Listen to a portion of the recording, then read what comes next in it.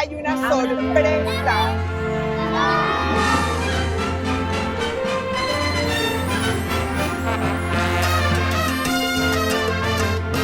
Feliz Navidad para todos los panameños. Gracias a Mayer por esta invitación.